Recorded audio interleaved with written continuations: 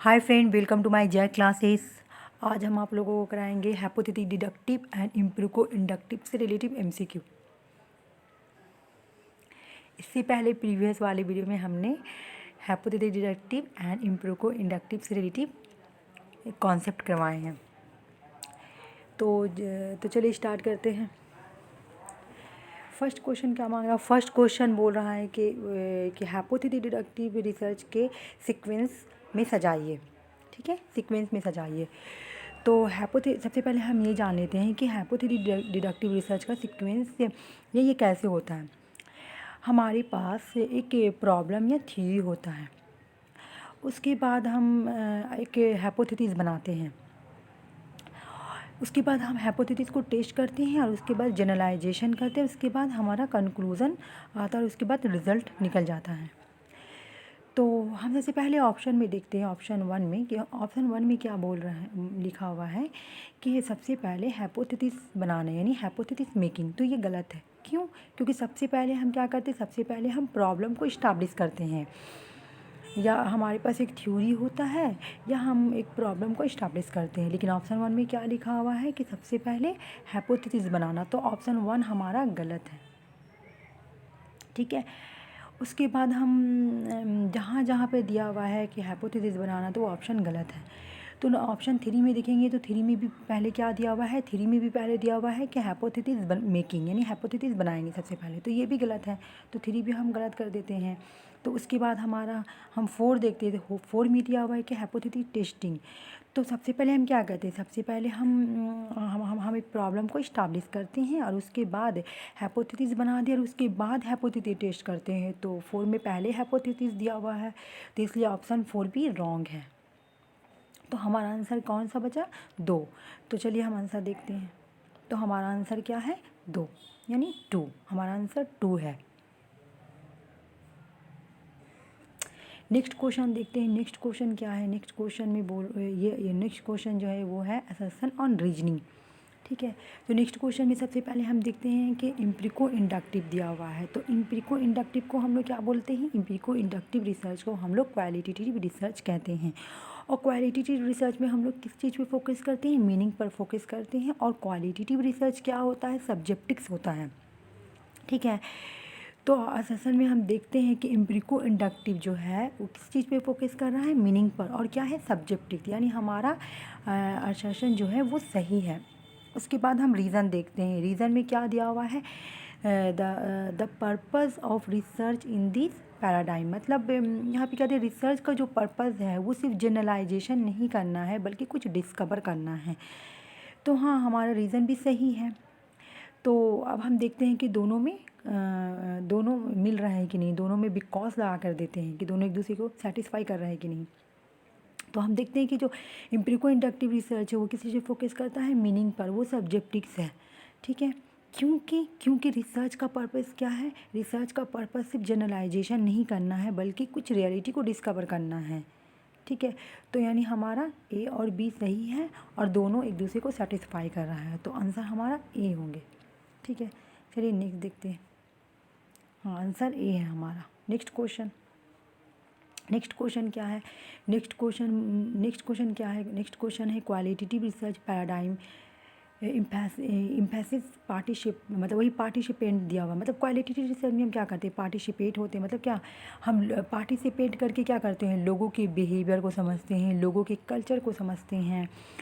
और हमने बोला था कि जो क्वालिटेटिव रिसर्च है वो एम्पिरिको इंडक्टिव अप्रोच है। तो यहाँ पे क्या बोला कि क्वालिटेटिव रिसर्च में हम क्या कौन सा अप्रोच इस्तेमाल करते हैं? एम्पिरिको इंडक्टिव अप्रोच। क्वेश्चन में ये बोल रहा है कि मतलब स्टेटमेंट वन में ये बोल रहा है कि क्वालिटेटिव रिसर्च जो है वो किस चीज़ पे फोकस करती है? वो पार्टिसिपेट करती है, लोगों के पर्सपेक्टिव को समझती है, लोगों की बिहेवियर को समझती है। और कौन सा मेथड यूज़ करती है, कौन सा अप्रोच यूज़ करती है? एम्पिरिको इंडक्टिव। तो हमारा स्टेटमेंट वन सही है।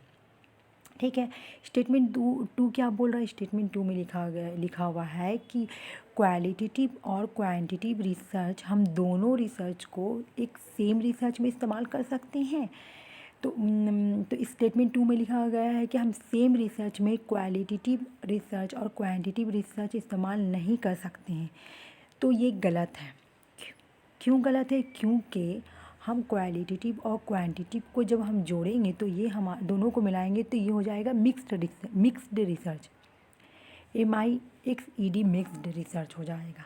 ठीक है, तो हम सेम रिसर्च में क्वालिटेटिव रिसर्च और क्वांटिटिव रिसर्च दोनों का इस्तेमाल कर सकते हैं।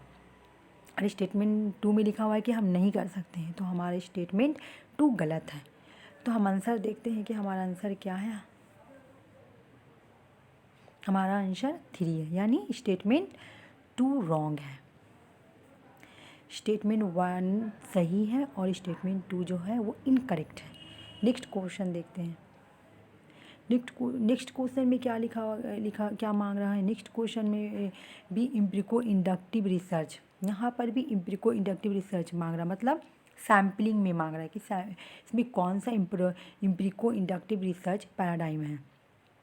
ठीक है, तो अब हम सबसे पहले हम ये समझेंगे, पहले हम आप लोगों को समझाते हैं।